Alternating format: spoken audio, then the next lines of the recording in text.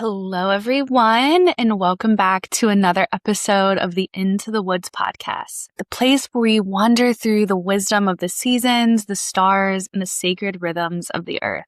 I'm so grateful you're here today. As we stand at the threshold between July and August, we're entering one of my favorite turning points of the wheel of the year. On July 29th, we welcome the full moon in Aquarius. And just a few days later, we celebrate Lughnasadh, the first harvest festival. Together, these two energies invite us to ask, what am I ready to harvest? What vision for my future is asking to become real? And what no longer belongs in the life I'm creating? So grab your favorite cup of tea, settle into a comfortable place, and let's wander into the woods together. So let's talk about the Aquarius full moon. Every full moon is a moment of illumination. It's a pause in the lunar cycle where emotions rise to the surface, truths become harder to ignore, and something reaches its natural culmination. On July 29th, the full moon reaches peak illumination while the sun is in Leo and the moon is in Aquarius. This particular full moon shines through Aquarius, and Aquarius is often misunderstood. People sometimes describe Aquarius as detached or unemotional, but I see it as something much deeper. Aquarius asks us to step back, not to avoid our feelings, but to gain perspective.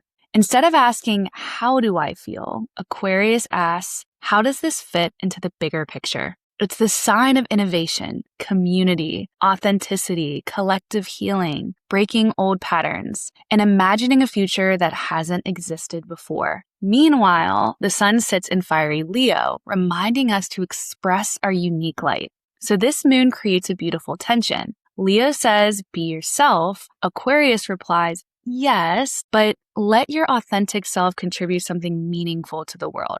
It's not about choosing one or the other. It's about discovering where your individuality becomes a gift to your community. So during this moon, you may feel called to release outdated identities, reevaluate friendships or communities, let go of people-pleasing, dream bigger than you've allowed yourself before. Remember that your uniqueness is your medicine. If you've been feeling restless, like you've outgrown an old chapter, or you've been sensing that your life is quietly shifting, this full moon simply shines a light on what you've already known deep inside. Here are some reflection questions. Take a deep breath, maybe even pause this episode if you're journaling. Ask yourself, where have I been shrinking to fit someone else's expectations? What future version of myself am I afraid to become? What communities nourish my spirit? Where am I ready to lead with authenticity rather than approval?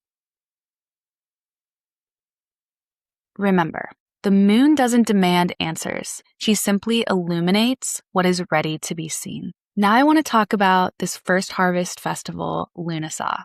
Just as the moon reaches fullness, we also arrive at one of the oldest celebrations on the wheel of the year, Lughnasadh.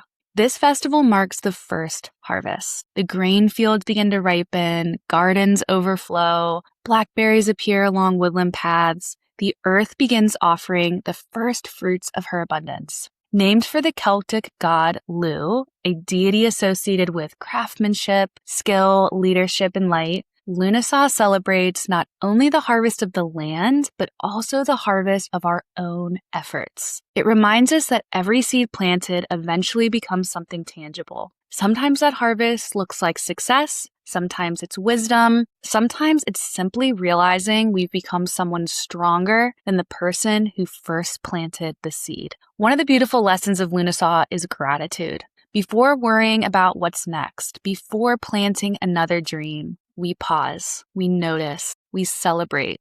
In a world that constantly tells us to keep achieving, Lughnasadh whispers, look how far you've already come.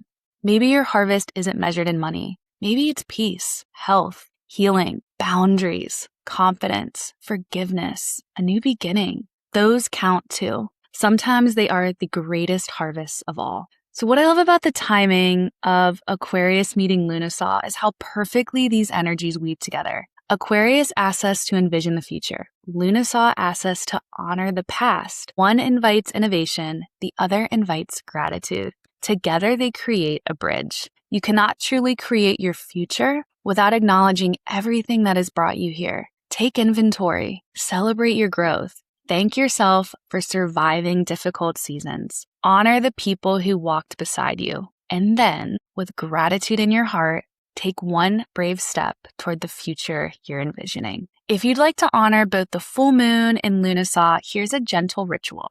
Light a candle, place fresh bread, seasonal fruit, grains, herbs, or flowers on your altar or table. Spend a few quiet moments reflecting on everything you've cultivated since the beginning of the year.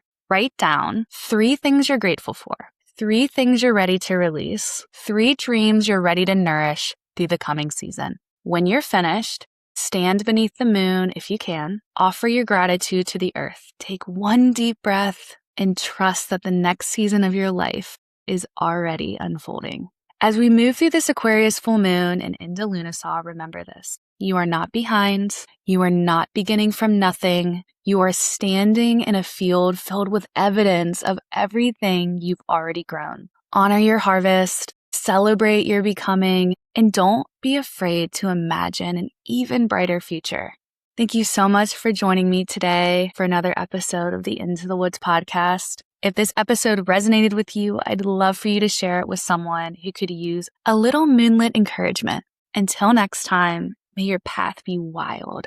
May your heart stay open. May your harvest be abundant. And may you always find your way into the woods.